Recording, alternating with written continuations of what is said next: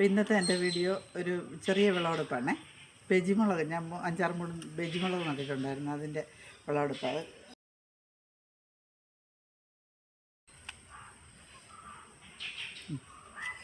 ആദ്യത്തെ വിളവെടുപ്പാണ്.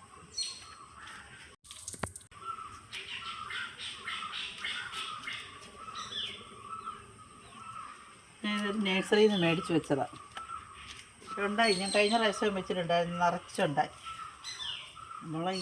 ഇത് നമ്മുടെ കാന്താരി മുളകാണ്. നല്ല സാധാരണയിൽ ഇച്ചിരി വലിപ്പമുള്ള കാന്താരി മുളക് കണ്ടോ, നല്ല നല്ല നീട്ടമുണ്ട് മുളകിന്. കാന്താരിയ ആയി വരുന്നേ ഉള്ളൂ. അതിൻ്റെ ഇതെല്ലാം ഉണ്ടായിട്ടുണ്ട് കണ്ടോ. പിന്നെ താഴെ കിടന്ന ഒരു ടയറാണ്. ആ ടയറിനകത്ത് ഞാൻ മണ്ണും ചാണകപ്പൊടി എല്ലാം കൂടെ നിറച്ച് ആദ്യം ടയർ കൊണ്ടുവച്ചിട്ട് കുറച്ച് ദിവസം അടുക്കളയിലെ വേസ്റ്റ് എല്ലാം കൂടെ ഇതിനകത്ത് കൊണ്ട് നിറച്ചത് ആദ്യം. എന്നിട്ടാണ് പിന്നെ അതിനകത്ത് മണ്ണൊക്കെ ഇട്ട് പിന്നെ കാന്താരി വെച്ചതാണ്. നല്ലതായിട്ട് പിടിച്ച്.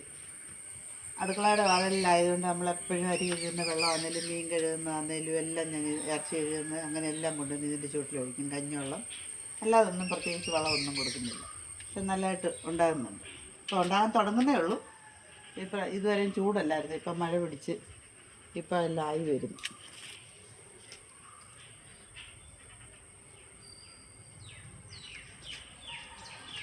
പിന്നെ എനിക്ക് കിട്ടിയ ഇതാണ്. പിന്നെ ഒരു നേരം ചായക്ക് കഴിക്കാനുള്ള സാധനമുണ്ട്. അപ്പോൾ ഇതായിട്ട് ഞങ്ങളൊന്ന് ബജിമുളകാക്കുന്നുണ്ട്. കടലമാവിനകത്ത് മുക്കി വറുത്തെടുക്കാനുണ്ട്.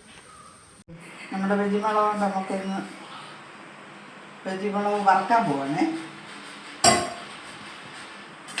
ഞങ്ങൾ വൈകിട്ടെടുത്തതാണ്. എണ്ണ തിളച്ചിട്ടുണ്ട്.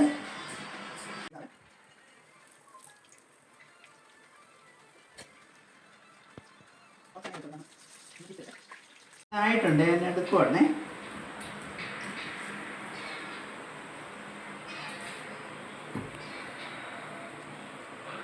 നമുക്കിനി ഉണ്ടാകും.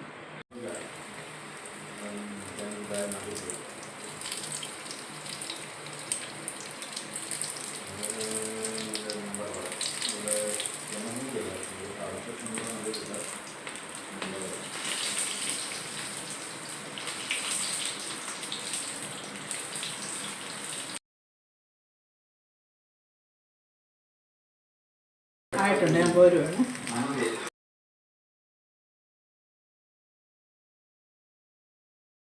വിളവെടുത്ത് ബജിമുളക് ഞാൻ വറുത്തിട്ടുണ്ട്. അപ്പം ഇന്നത്തെ എൻ്റെ വീഡിയോ ഇതായിരുന്നു. എല്ലാവരും സപ്പോർട്ട് ചെയ്യുക.